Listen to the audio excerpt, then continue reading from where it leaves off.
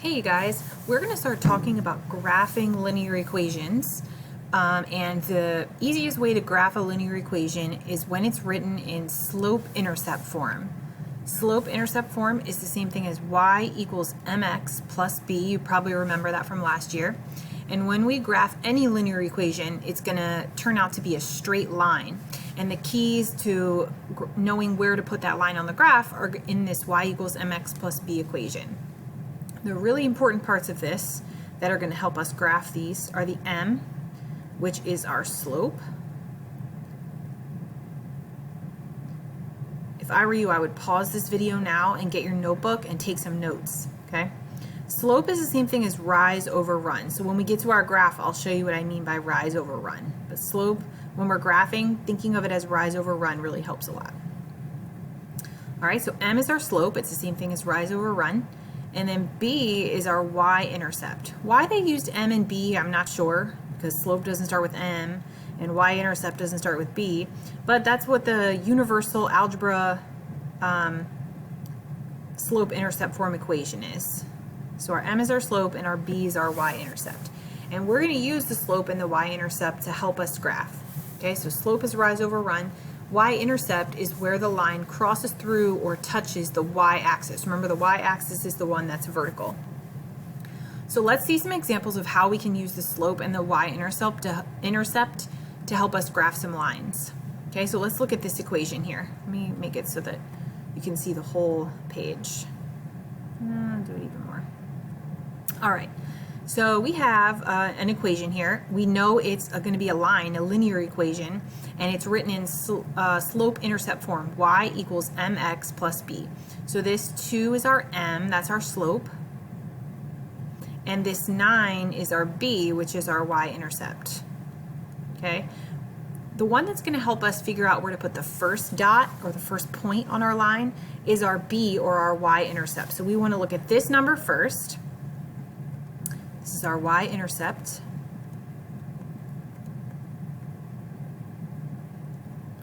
And it's also our first point. First point. I'm really sorry, I can't write very well with this pen here. All right, so our y-intercept is positive 9. And remember, y-axis is vertical. This is the y-axis. So I'm going to put a dot at positive 9 on the y-axis. Right? That's our first point. That's where the line's going to cross through the y-axis. For other dots, we're going to look for our slope. So our slope is 2. Remember earlier we talked about how slope is rise over run. And we can see that our slope is positive. So our line should be slanting up from left to right, like this, right? We just don't know how steep it's going to be. If it's going to be really steep like this or kind of flat like this. But we know that our rise over run is going to be 2. And 2 is not a fraction, but we can turn it into a fraction by putting a 1 under it. So 2 over 1. Okay?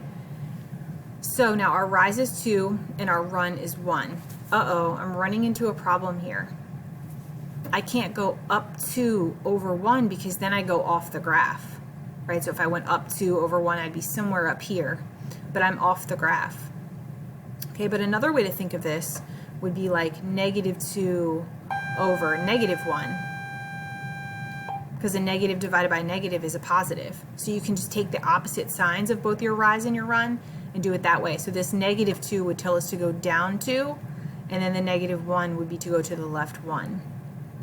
And look, it even lines up with this other dot where we would have ended up over here. So now I'm going to take my ruler or my straight edge and I'm going to connect these 2 points that I made here, and I'm going to put an arrow on the end of my ends of my line because it shows that it keeps going on forever and ever. And there's my line. I've graphed it. It shows we have a positive slope because it's slanting up from left to right. If I were walking along here and I hit this line, I would be walking up a hill. So that's a positive slope. Okay, let's try another one. In this case, we have negative 3 for our y-intercept, or our b. So I'm going to put my first dot down here at negative 3 on the y-axis, because that's my y-intercept. And it looks like here I have a negative slope. What that means is I can be pretty sure that I can actually be 100% sure that my line is going to slant down from left to right.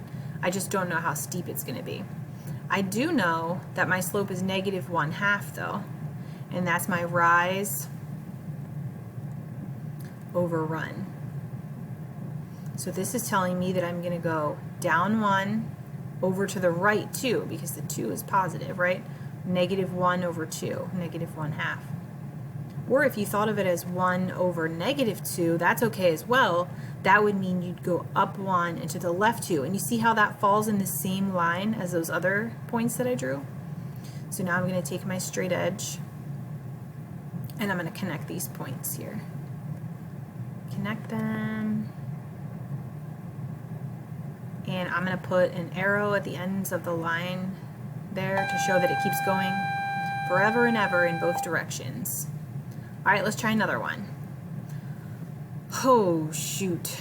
This time I have 6 as my slope, which is 6 over 1, rise over run. But I'm stumped here because I have no y-intercept. There's nothing over here where my y-intercept should be. There's nothing there. When there's nothing there, it's as if there's a 0 there. So that means my y-intercept is 0. That means my first dot's going to go here at 0 at the origin, and my rise over run is telling me to go up 6 over 1. So there's my line, up 6 over 1. Notice how I turned this 6 into 6 over 1 so that I could have a rise and a run, 6 over 1. All right, so I'm going to connect those with my straight edge, and then I'm going to draw arrows at the ends to show that this line would keep continuing on forever and ever in both directions. All right, let's see. Ooh, how about this one? This time there's no x in our equation, so we have a y-intercept, but it looks like our slope is 0. It's not there, so it's 0. So our y-intercept is at 2. In this case, if our slope is 0, it means the line is horizontal. So it's just like a flat line at 2, like this. And it would keep going forever in both directions. So if your line is y equals and then just a whole number or just a number, it's just a horizontal line. All right, let's try another one. All right, this time we have a negative slope. So we know it's going to slant down from left to right.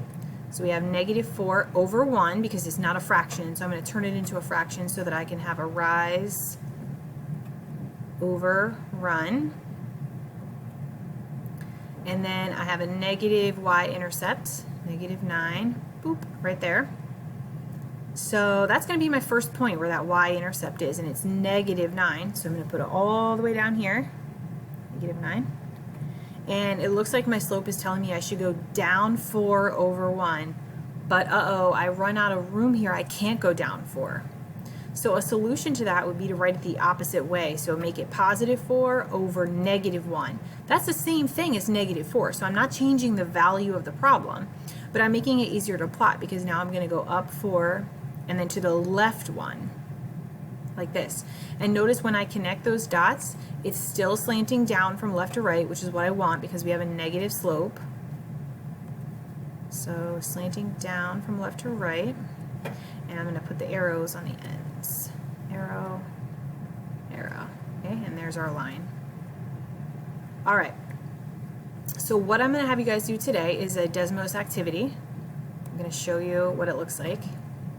Okay, so you get a first screen here that sort of gives you a reminder. The first dot's at -2, and then we go up 4 over 5 to graph this line here. And then what you guys have to do on each screen is drag these points to graph the line. It says try again, but that's because it'll tell you when you're right. So if I look here, I have no y-intercept. Uh-oh, what do I do? When I have no y-intercept, my first dot goes at 0 because my y-intercept is 0. My slope is 4, but we know that that really means 4 over 1. So that's my rise over run. So I'm going to go up 4, 1, 2, 3, 4, over 1. Notice once I did that, it said well done. So you'll know if you're right or wrong. If you keep getting them wrong and you can't understand why, please email me and I will help you figure this out, okay? Good luck with this Desmos assignment, and if you like this video, please like and subscribe.